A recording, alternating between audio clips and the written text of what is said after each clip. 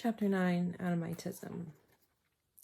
Let no courteous reader take offense at the opinion broached in the conclusion of the last chapter. The editor himself, on first glancing over that singular passage, was inclined to exclaim, "What have we got? Well, not only a sans culottes, but an enemy to clothes in the abstract? A new Adamite in this century, which flatters itself that it is the 19th, and destructive both to superstition and enthusiasm? Consider, thou foolish Teufelsdrock, what benefits unspeakable all ages and sexes derive from clothes. For example, when thou thyself, a watery, pulpy, slobbery freshman and newcomer in this planet, sattest mewling and puking in thy nurse's arms, sucking thy coral and looking forth into the world with the blankest manner, what hadst thou been without thy blankets and bibs and other nameless hulls, a terror to thyself and mankind? Or hast thou forgotten the day when thou first receivest breeches, and thy long clothes became short? The village where thou livedst was all appraised for the fact, and neighbor after neighbor kissed thy pudding cheek, and gave thee, as hansel, silver or copper coins on that first gala day of thy existence.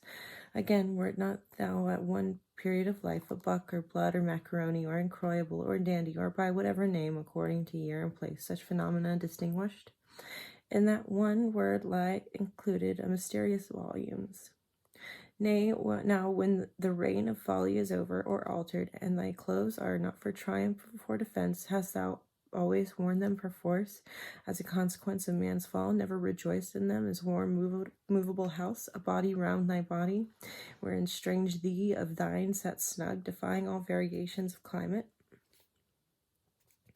Girt thy body, wherein the strange thee of thine snug girt with thick, double-milled kerseys, half buried under shawls and broad brims, and overalls and mud boots, thy very fingers cased in doeskin mittens, and thou hast bestrode that horse I ride, and though it wert in wild winter, dashed through the world, glorying in it as if thou wert its lord.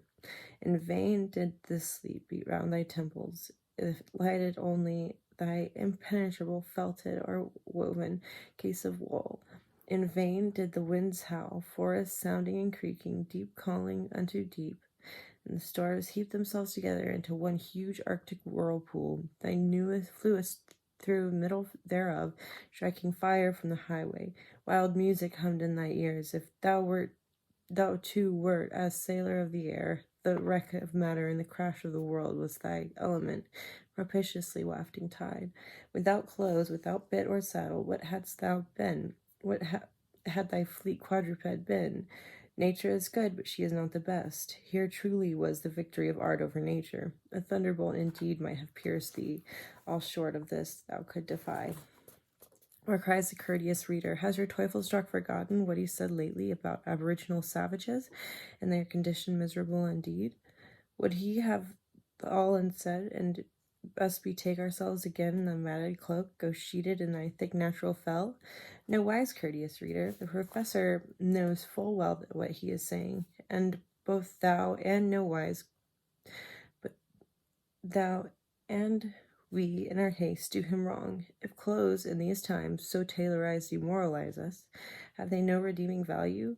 Can they not be altered to serve better? Must they of necessity be thrown to the dogs? The truth is, Teufelsdrock, though sans culottes is no Adamite, and much perhaps as he might wish to go forth before this degenerate age as a sign, would no wise wish to do it as those old Adamites did, in a state of nakedness. The utility of clothes is altogether apparent to him, and perhaps he has an insight into their more recondite, almost mystic qualities, and we might call omnipotent virtue of clothes, such as that word never before vouchsafed any man.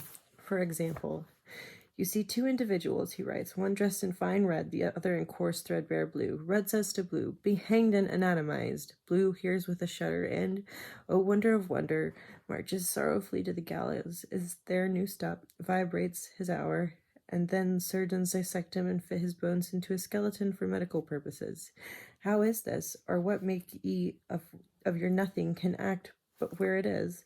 Red has no physical hold over blue, no clutch of him, no wise contact with him. Neither are those ministering sheriffs and lord lieutenants and hangman and tipstaves so related to commanding Red that he can tug them and hither them thither. But each stands distinct within his own skin. Nevertheless, as it is spoken, so it is done. The articulated word sets all hands in action, and rope-improved drop perform their work. Thinking the reader, the reason seems to me twofold. First, that the man is a spirit and bound by invisible bonds to all men. Secondly, that he wears clothes, which are the visible emblems of the fact. Has not your red hanging individual horsehair wigs, squirrel skins, and plush gowns, whereby mortals know him that he is a judge? Society, which the more I think of it astonishes me, the more is founded upon cloth. Often in my atribular moods, when I read of pompous ceremonies, Frankfurt coronations, royal drawing rooms, levees, couches, and these ushers and macmacers and pursuants and all in waiting, how Duke this is presented by Archduke and that, and Colonel by General B, and innumerable bishops, admirals, and miscellaneous functionaries are advancing gallantly to the anointed presence, and I strive in my remote privacy to form a clear picture of that solemnity. On a sudden, as by some enchanter's wand, shall I speak. Of the clothes fly off the whole dramatic corpse, but in dukes, grandees, bishops, generals, anointed presence itself, of the whole dramatic corps. Every mother's son of them stands straddling there, not a shirt on them, and I know not whether to laugh or weep. This physical or psychical infirmity, in which perhaps I am not singular, I have, after hesitation, though right to publish for solace in those afflicted with the like. Would to heaven, say we, thou hadst thou thought to keep it a secret. Who is there now that can read 5 columns of presentations in the morning newspaper without a shudder? Hypochondriac men, and all men are to a certain extent hypochondriac, should be more gently treated. With what readiness of fancy in the shattered state of nerves follows out the consequence which Teufelsdrock with a devilish coolness goes on to draw. What would Majesty do could such accident befall reality? Should all buttons all simultaneously start, and solid wool evaporate in the very deed, as here in dream? Ach God, how each skulks into the nearest hiding place, their high state tragedy, hopped under Stat's action, become a Pickering farce to weep at, which the worst kind of farce, tables, according to Horace, and with them, whose fabric of government, legislation, property, police, and civilized society are dissolved with wails and howls. Imagination lives on the man that configured naked Duke of Fiddlestraw, addressing a naked House of Lords. Imagination, choked in mephitic air, recoils itself and will not forward with the picture in the woolsack, the minstrel, the opposition branches, infandom, and yet why is the thing impossible? Was not every soul, or rather every body, of the guardians of our liberties naked, or nearly so, last night, a forked radish with a head fantastically carved? And why might he not, did stern fate so order it, walk out so to St. Stephen's all well as into bed, in no fashion, as in there, with other similar radishes, hold a bed of justice, solace of those afflicted with the like? Unhappy Teufelsdrock, had man ever such a physical or psychical infirmity before?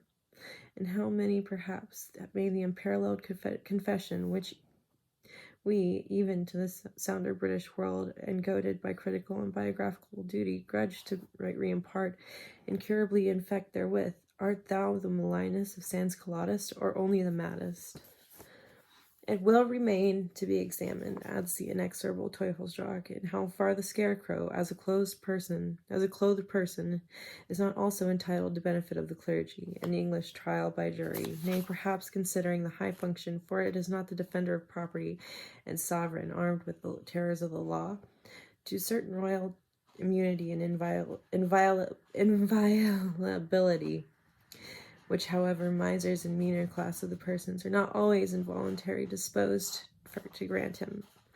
Oh, my friends, we are, in York's name's words, but as turkeys driven with a stick and red clout to the market, or if some drivers, as though they do in Norfolk, take dried bladder and put peas in it, the rattle thereof terrifies the boldest.